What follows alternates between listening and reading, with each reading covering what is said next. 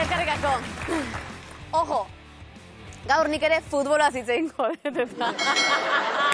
Eske neire parregore ematei.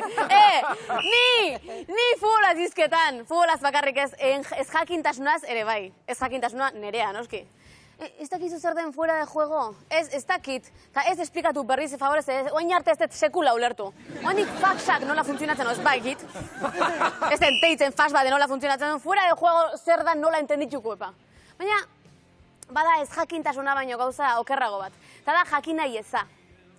Noiz bai gertatu altzaizua, igual, pelikula bat konbentatzen nahi dia, lagun artean, eta zuk esaten duzu, zuk ez dezula ikusi.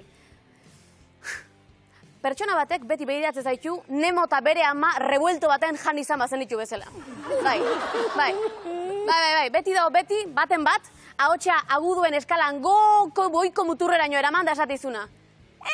Ez dezu ikusi pelikula! Grabea osan da, enteitzen dut. Ez dut ikusi, bien. Gauza bera gertatu zaitu hain dela gutxi, futbolarekin. Erreala Atletik. Partidu oso importante bat jokatu zen nunbait apirilaren 3an. Mundua gelditu zen apirilaren 3an.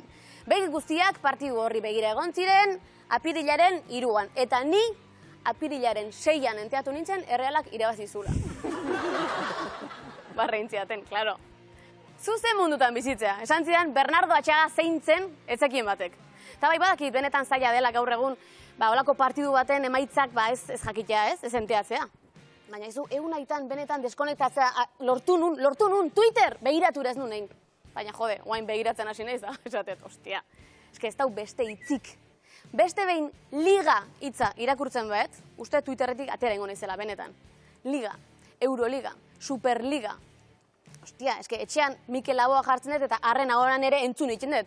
Baga, biga, liga, eta jasate, zine gehiago, ja obsesionatzen, naiz, eta nahi esateaten, nola, ez altzara errealtzalea, bai, errealtzalea, bai, errealitatea da, gustatzen ez zaidana.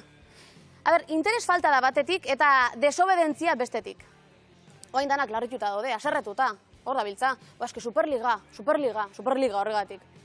Eta hoi ere, fuera de juego horren moduan, ez dut ondo ulertu zer da, bantxe platzak esplikatu, gutxi gora bera, baina ez dakit, oso ondo ez dakit zer da Superliga. Eta gaina zer, Superliga zer, bakizu eze arrakala da ono handik emakumezkoen eta gizonezkoen futbolaren artean. Ogi mamitan ezitako lau anormalen arteko Superligaren borrokak, oain ere, oihartzun handiagoa izan du, oain ere, beste behin, berdintasunaren aldeko borrokak baino.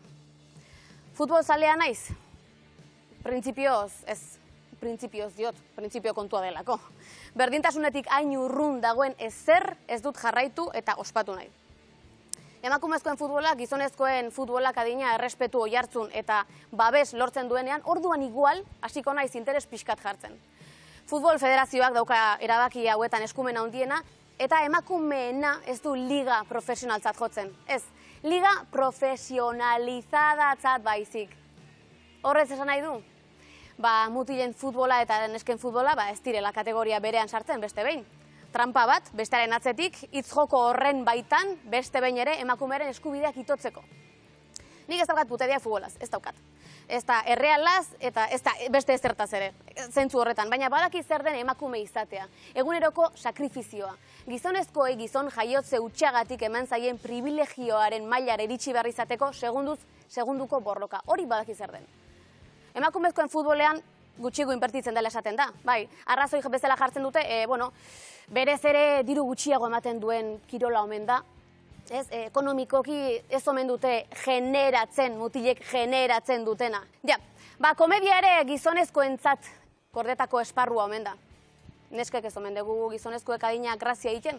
Ez omen gara umorea sortzen edo generatzen hain trebeak. Nik 20 urte daramatzat umore egintzan. 20 urte jendeari barrea eragiten, ikusmen pertzepzioak zabaltzen eta aho ugari isten. Onartu ezazue behingoz ez duzuela zuen tronutik jeitsi nahi, baina hitzakia merkerik ez jarri mesedez. Gizartea egitura patriarkaletik haratago eraiki ezkero, emakumeen futbola ere bada, zuek esaten duzuen modu kapitalistan generatzeko gai. Orain arte ikusi dituan futbol partidu guztiak egia da emakumezkoenak izan direla bakarrik. Eta, jazta. Hau zabalik utzi naute, eta gaur zuen aurrean esan egingo du. Total, jazta, feminazi titulua irabazi nun aspaldian, zer daukat galtzeko. Kiroletan ere, berdintasuna lortu arte, nik, ikusle edo zale bezala, diskriminazio positibo egingo dut. Emakumezkoen futbola bakarrik kontsumituko dut. Sororitateagatik, militantziagatik eta egoskortasunagatik, zeharraio. Neskak, atezaintzan, defentsan, erasoan eta lapurtutako baloiak berreskuratzen egunero erakusten dugu onena garela. Jarrai dezagun horretan. Partiduz partidu, garaipena gurea da. Eskerrik asko.